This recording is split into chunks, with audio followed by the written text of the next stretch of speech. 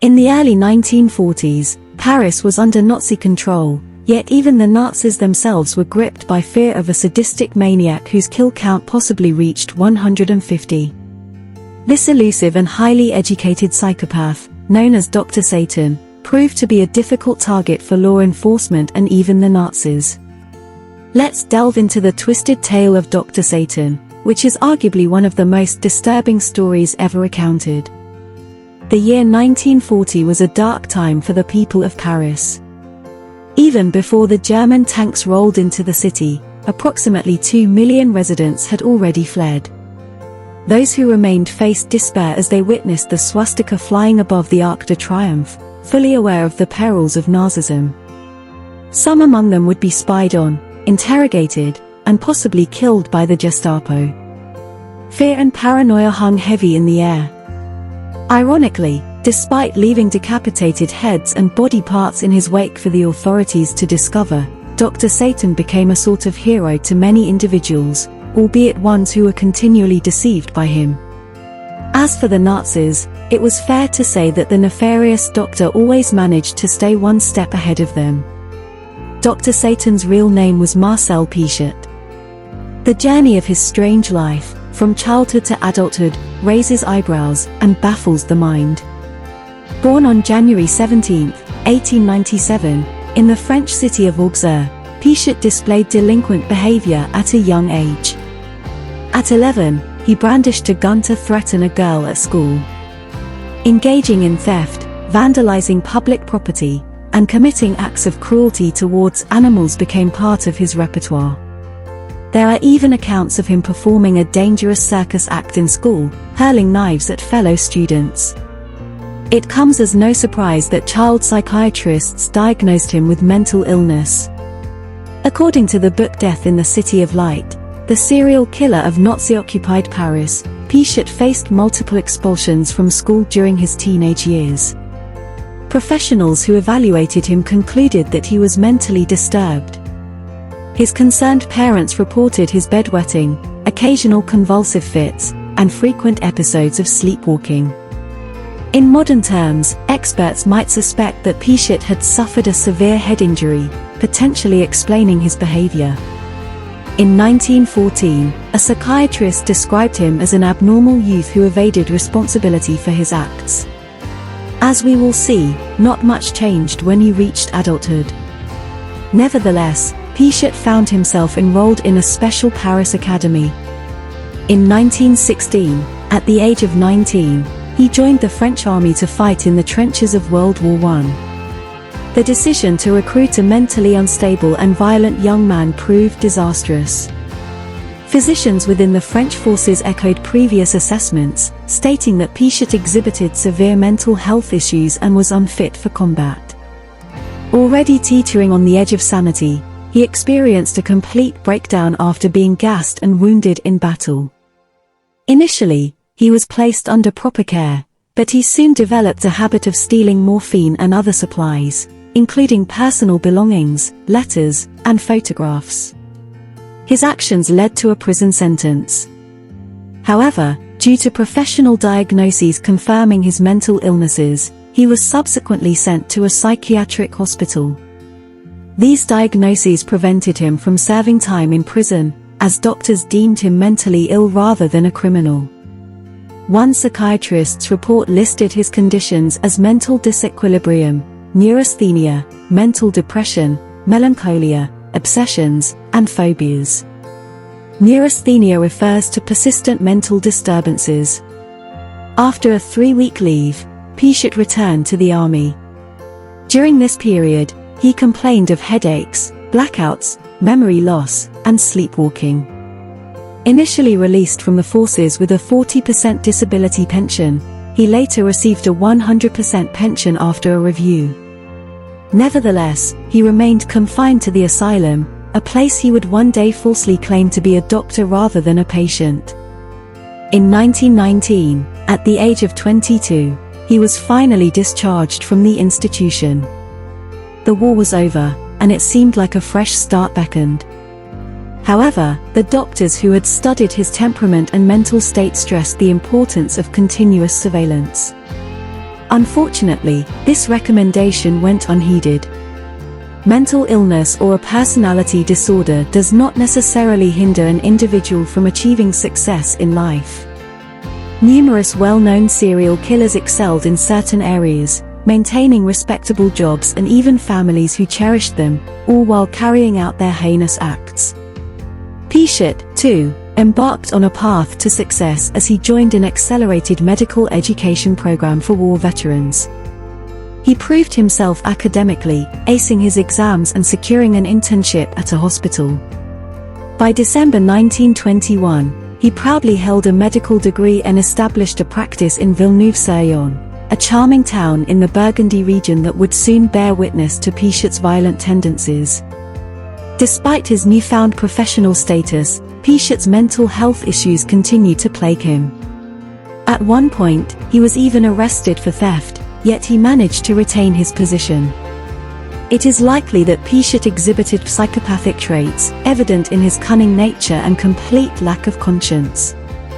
To attract more patients, he falsely portrayed himself as one of the finest doctors in town, distributing flyers that extolled his virtues. However, the reality couldn't have been further from the truth. Those who sought his medical assistance for common ailments were often prescribed morphine, a potent opiate. While it may have provided temporary relief, prescribing such powerful medication for a simple cold or tonsillitis was highly irregular. Shockingly, one of his victims was a child who almost succumbed to an overdose. When a pharmacist confronted Pichot, highlighting the dangers of administering strong opiates to children for minor ailments, Pichot callously responded, dismissing the child's worth and suggesting elimination as a solution. It is worth noting that when Bayer first introduced heroin in the late 19th century, it was marketed as a remedy for children's coughs. Heroin, a derivative of morphine, proved effective but highly addictive and perilous. While Pichot's argument regarding the sedative effects of morphine may have held some truth, his actions were ethically reprehensible. It seemed that his frontal lobes, responsible for rational thought and decision-making, continued to malfunction, leaving him largely detached from the consequences of his actions. Pichot withdrew from society, emerging only to drive his sports car or, on occasion, intentionally crash it into other vehicles. During a particular phase in his life, he engaged in theft from his brother, Marcel, which resulted in his eviction from his rented accommodation. In 1922, the Commission de Reform mandated that he undergo a re-evaluation concerning his disability pension. A doctor later noted that Pichot's frequent convulsions had severely injured his tongue, which he habitually bit during these episodes. The doctor further remarked on Pichot's complete indifference towards his own life and its direction. It is astonishing that he managed to retain his position as a doctor, especially considering that he even received 50% of his disability pension. Such actions were perhaps more easily overlooked during the 1920s. He began an affair with Louise Delavie, the daughter of one of his patients. However, after a few months, Delavie mysteriously vanished. Suspicious neighbors informed the police that they had witnessed Pichot loading a suspiciously heavy package into his car. The police investigated the matter but concluded that Delavie had likely left town voluntarily. Nevertheless, it was an unusual case, particularly since Delavie's parents' home was later broken into and burned to the ground.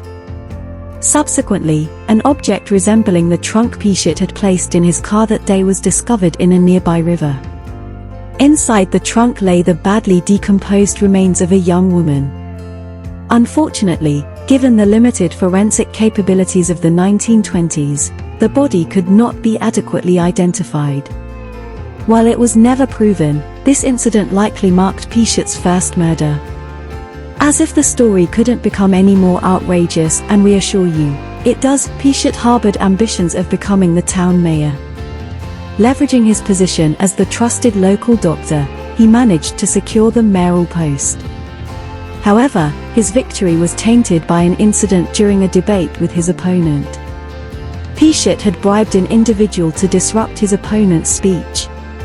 Just after delivering his own address, the town was engulfed in darkness, and multiple fires broke out. These acts were orchestrated by Pichot's associate. When the votes were tallied, Pichot emerged as the overwhelming winner. During his tenure as mayor, Pichot resumed his thieving activities.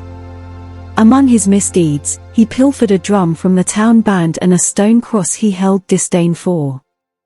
When accused of these crimes, he vehemently defended himself, asserting that he was the town's best-ever mayor and that his political adversaries were merely envious, attempting to besmirch his good name.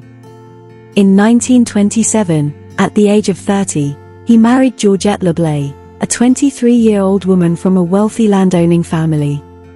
They had a child named Gahort, and life seemed to be looking up for Pichot. However, his criminal tendencies persisted, and he was accused of stealing oil from the town's railroad depot. Initially fined 200 francs and sentenced to 3 months in prison, he managed to overturn the decision on appeal. In 1930, a devastating fire erupted at the residence of Armand Dubove, a dairy unionist. Tragically, Dubove's wife was discovered inside, beaten to death with a blunt object, while 20,000 francs were reported missing. Suspicion arose when rumors circulated that the deceased woman had been Pichot's mistress. Witnesses claimed to have seen Pichot near her house on the night of the fire. One such witness, Monsieur Fiscot, intended to testify in court, but due to a shortage of doctors, he had no choice but to seek medical treatment from Pichot for his rheumatism. After receiving an injection, Fiscot succumbed to death 3 hours later. Pichot attributed his demise to an aneurysm.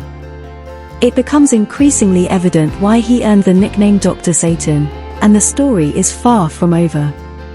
Subsequently, numerous complaints against Pichot surfaced, resulting in his resignation as mayor. Astonishingly, the entire council resigned alongside him, protesting what they perceived as an unjust outcome. In 1932, Pichot himself secured a position on the council but lost it a year later when it was revealed that he had been stealing electricity. The case went to court, where the judge dismissed Pichot's defense as nothing more than a fabrication. He was initially sentenced to 15 days in jail and fined 300 francs. However, Pichot appealed the decision, and ultimately, his jail time was suspended, with only a 100-franc fine imposed. Nevertheless, the incident further tarnished his reputation and spelled the end of his council seat. With his reputation in shambles, Pichot relocated to Paris, where his malevolence and criminal activities would reach unprecedented heights. He established a highly popular practice on Rue de Courmartin, often employing counterfeit documents to enhance his reputation as an exceptional doctor. He freely dispensed morphine for a wide range of conditions, attracting a steady stream of patients each day. Remarkably, he even falsified a document claiming previous experience as an intern at a mental health institution, conveniently neglecting to mention that he had been a patient, not a staff member.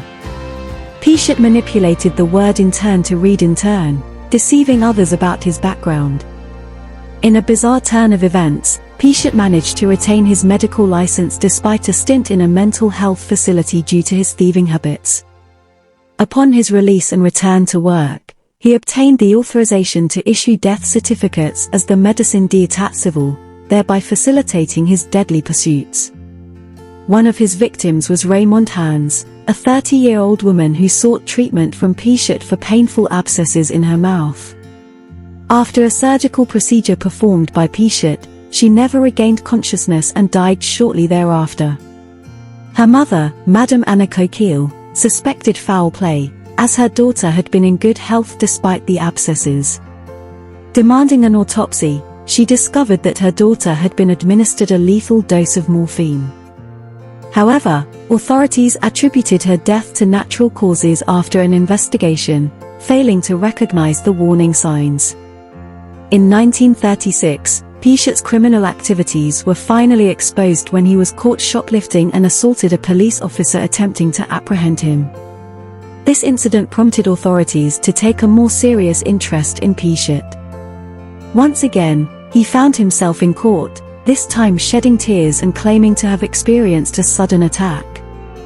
Pichot urged the court to examine his military record, highlighting his periods of mental instability. Ultimately, the court did not press charges, citing temporary insanity. Moreover, the court was relieved to learn that Pichot's wife had arranged for him to be admitted to a sanatorium. However, shortly after his arrival, Pichot insisted to the doctors that he was mentally stable and requested to be released, attributing his momentary lapse to stress. He concocted a false story about inventing a constipation relief device, claiming that the stress of its completion had adversely affected his mental well-being. While the main court psychiatrist described Pichot as chronically unbalanced, the judge concluded that Pichot was sufficiently sane to reintegrate into society, an egregious misjudgment. Following his release in early 1937, Pichot seemed to momentarily adhere to the law, refraining from his thieving tendencies. However, he committed a major transgression by engaging in tax evasion, falsely declaring a mere 10% of his actual income. Authorities caught wind of his deceit and charged him with a hefty fine of 400,000 francs. Nevertheless, Pichot skillfully negotiated with the tax authorities, managing to reduce the fine to a mere 500 francs. To evade further trouble, he devised a scheme to leave the country under the guise of a scientific mission. With a stolen diplomatic passport, Pichot departed for Argentina, carrying an array of false identities and a profound thirst for bloodshed. He made another appearance in court, this time shedding crocodile tears and asserting that poverty had driven him to his criminal acts. Much to his delight, he walked out of court with a triumphant smile. In 1939, as war erupted and German tanks rolled into Paris in 1940, Marshal Philippe Pétain assumed leadership of the Vichy government, ushering in significant changes in French society.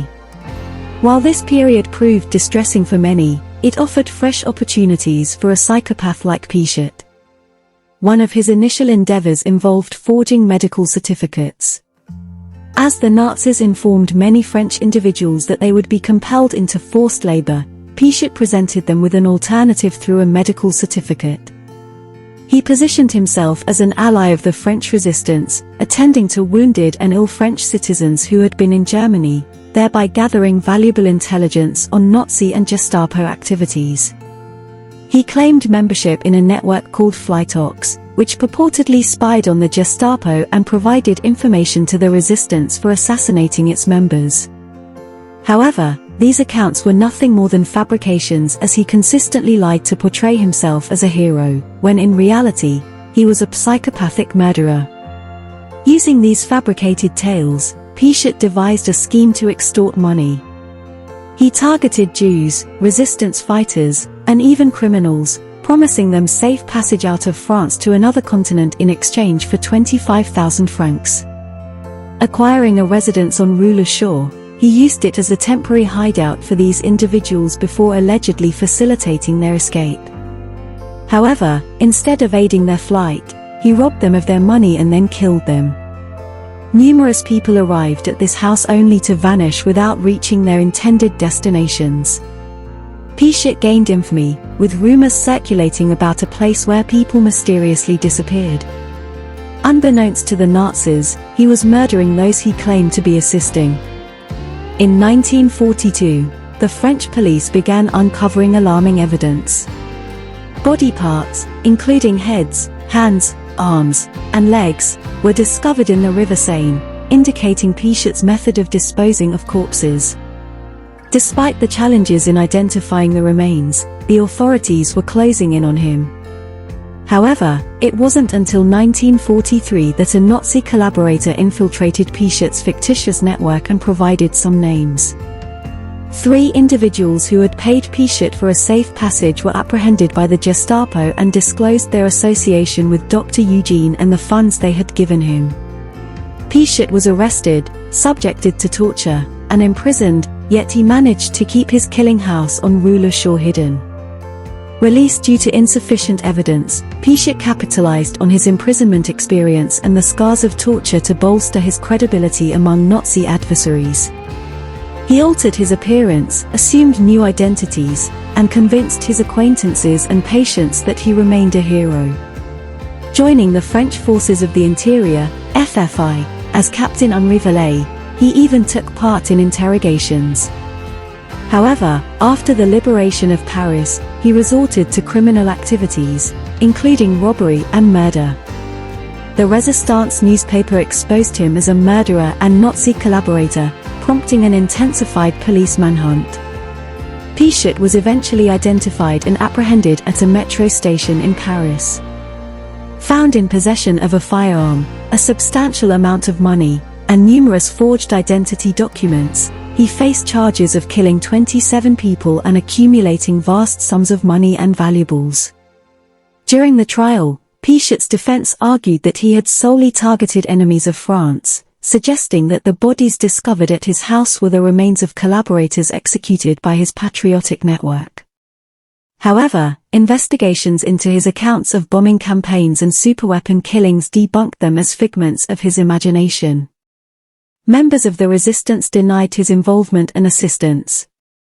Pichet admitted to killing 63 enemies of France but contended that the missing individuals,